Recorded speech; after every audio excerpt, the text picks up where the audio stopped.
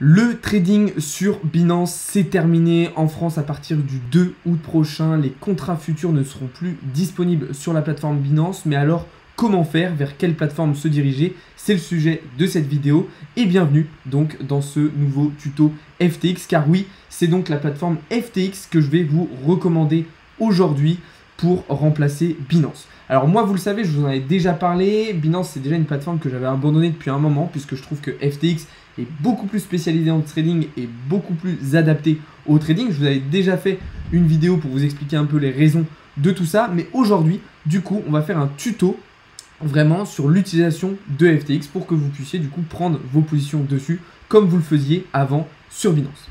Alors, on va se retrouver tout de suite déjà sur la page d'accueil de FTX. Alors, elle a changé un petit peu. Là, je vous ai créé un nouveau compte exprès pour la vidéo. Donc là, vous voyez que j'ai mis 37 € dessus juste pour le tuto. Donc là, on est sur la page d'accueil. Donc vous allez avoir votre wallet avec les cryptos que vous possédez et vous allez avoir une petite interface de trade rapide. Mais c'est pas ça qui va nous intéresser tout de suite. Déjà, la première chose qui va changer un petit peu par rapport à Binance, ça va être le stablecoin qu'on va utiliser pour trader. Comme vous le savez, la plupart du temps sur Binance, on utilisait plutôt la paire, par exemple BTC, USDT. Sur FTX, c'est un petit peu différent, on va utiliser l'USD. Ok, donc on ne va pas utiliser l'USDT en tant que stablecoin, on va directement utiliser du dollar. C'est la raison pour laquelle, quand vous allez déposer de l'USDT ou bien de l'euro ou quelque autre crypto sur FTX, je vais vous conseiller directement de la convertir. Donc vous allez ici en fait dans votre portefeuille, ok, dans votre wallet, et vous allez directement convertir cette somme d'USDT, d'euros ou de n'importe quelle crypto, vous allez la convertir en USD, donc en dollars, puisque c'est cette crypto-monnaie, cet actif, cette paire en fait qu'on va utiliser pour prendre nos positions par la suite. Donc là, vous faites celle, vous voyez que là, ça vous met conversion réussie, et à partir de ce moment-là, du coup, tout votre argent va être en USD, ok. Donc là, une fois qu'on a fait ça, on va donc attendre que ça valide, ok, c'est bon. Donc là, vous voyez que c'est bon, j'ai que de l'USD, je n'ai plus d'USDT, 37,93 USD. Ok, c'est la valeur de mon portefeuille et c'est la valeur avec laquelle je vais pouvoir trader. Maintenant, pour prendre des positions justement, des contrats à terme futurs, quelle paire cette fois-ci on va utiliser? Ça va être là aussi un petit peu différent que sur Binance puisque vous voyez qu'on va utiliser la paire BTC PERP. Ok, c'est très important. Quand vous prenez des positions en futur avec levier sur FTX, c'est très important de prendre BTC PERP et pas BTC Move ou tout autre crypto. Ok, très important. Donc là, vous allez cliquer sur BTC PERP et vous allez arriver du coup sur cette page de trade. Ok, donc là, un petit peu comme sur Binance, en haut à gauche, on retrouve la crypto qu'on est en train de trader.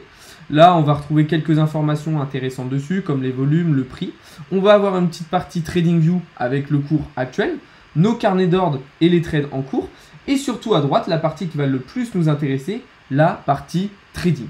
Ok, donc là, un petit peu comme sur Binance, on va pouvoir sélectionner deux types d'ordres, type marché, enfin ordre au marché, donc ordre market ou ordre limite, ok, qui va nous permettre, je vous le rappelle, de rentrer un prix limite. Alors attention, comme sur Binance, on ne peut pas placer un prix d'achat supérieur au marché en longue et inversement, on ne peut pas placer un prix de vente inférieur au marché en short. Ok, ça ne change rien. C'est partout pareil sur toutes les plateformes de toute façon. Vous ne pourrez pas faire ça pour des soucis de spéculation. En fait, les plateformes ont interdit ça. Donc là, comme d'habitude, ordre market ou ordre limite, vous pouvez acheter ou vendre, rien ne change. Donc là, imaginez qu'on veut rentrer au prix du marché sur Bitcoin. Donc là, on va laisser ici. On va rentrer notre take profit. Ok, donc là, imaginons, on va mettre, je sais pas, 25 000 $. Et là, on va mettre notre stop loss. Imaginons 24 000 $. C'est un exemple, évidemment. Ensuite, ici, vous allez pouvoir rentrer la quantité d'USD de votre portefeuille que vous voulez mettre sur votre position. Ok, donc là, vous pouvez le faire avec un curseur ou alors vous pouvez le faire avec directement en rentrant une quantité. Alors vous allez me dire, mais comment ça se fait que tu peux mettre par exemple 25% de ton capital, ça ne correspond pas à 93, hein. Vous avez vu tout à l'heure que j'avais que 37 $. Et bien parce qu'en fait, ça prend en compte l'effet de levier au fait sur la quantité que vous mettez ici. Donc là, en gros, il prend en compte l'effet de levier x10 que j'ai sélectionné. Mais ça, on y reviendra un petit peu plus tard. Donc là, je vais mettre 25%. Et ensuite, ici, ça va me dire combien je vais gagner avec ce trade et combien je vais perdre si jamais on touche mon stop loss. Donc là, vous voyez que le ratio risque-récompense n'est pas bien équilibré. Il faudrait que je mette un stop loss plus serré, par exemple 24 250, et là c'est beaucoup plus cohérent. Donc là, si je touche mon take profit, je vais gagner 1,62$, et si je touche mon stop loss, je vais perdre 1,23$. Ok, j'ai donc un rendement risque de 1,32, ok, aux fonctions de mon profit et de mes risques. Donc voilà. Une fois que vous avez fait ça, vous pouvez donc descendre un petit peu plus bas pour sélectionner votre effet de levier. Ok, donc là, vous voyez que moi, j'ai mis un effet de levier x10. Ok, c'est pour ça que 25% de mon capital multiplié par 10 correspond à 93 USD. C'est le même principe que sur Binance en fait, mais c'est juste que c'est pas affiché de la même manière. Une fois qu'on a fait ça, boum, on fait Place Orders. Et là, ma position s'ouvre immédiatement ici dans la partie position. Donc comme sur Binance, c'est affiché un petit peu de la même manière avec mon PNL en direct juste ici et mon prix de liquidation qui est actuellement à 15 367. Si je veux tout de suite fermer mon ordre manuellement, je peux très bien le faire en cliquant ici sur fermeture du marché. Ok, c'est ce qu'on va faire tout de suite pour vous montrer. Boum.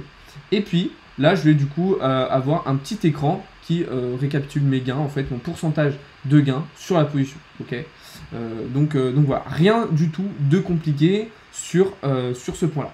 Si on veut vendre, eh bien, c'est la même chose. Ok, alors là, on va faire l'exemple avec un ordre limite. Ok, donc là, on va par exemple se dire qu'on va attendre que justement, Bitcoin monte à 25 000.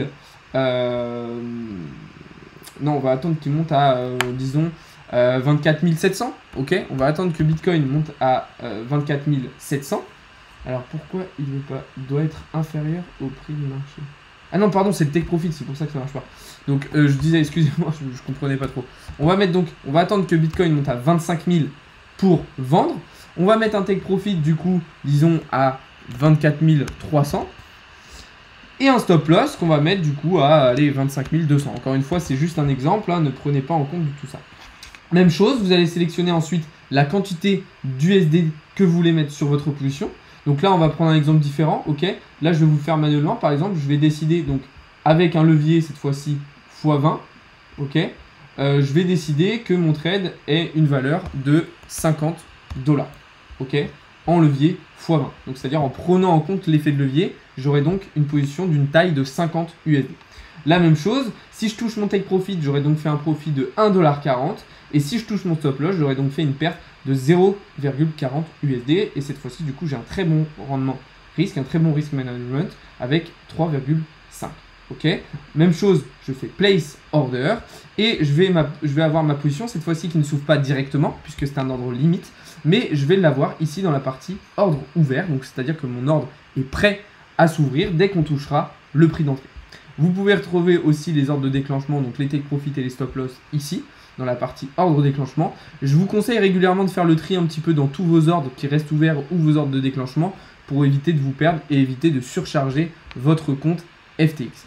Du coup, voilà, rien du tout de compliqué. Donc là, je vais les effacer pour éviter qu'ils se déclenchent, étant donné que c'était juste un exemple.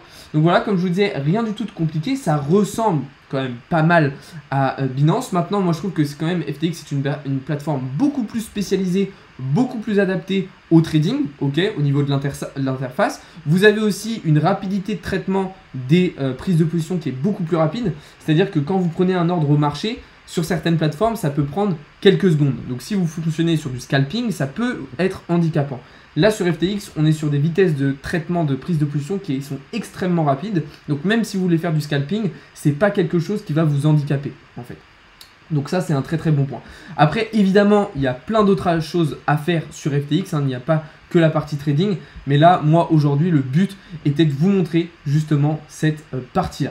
Ok, on va retrouver aussi de l'investissement spot qui va être tout à fait possible sur FTX, comme on peut le faire avec Binance. Donc là, on n'ira plus chercher une paire, par exemple BTC paire, mais on ira chercher une paire classique BTC USD. Vous voyez que là encore, FTX privilégie la paire avec de l'USD plutôt qu'avec du stablecoin. Et voilà, vous avez aussi plein d'autres choses à faire. Si jamais, si ça vous intéresse, dites-le moi dans les commentaires de la vidéo et je pourrais faire un tuto partie 2 de FTX où je vous montrerai un petit peu toutes les autres possibilités qu'on peut retrouver sur la plateforme.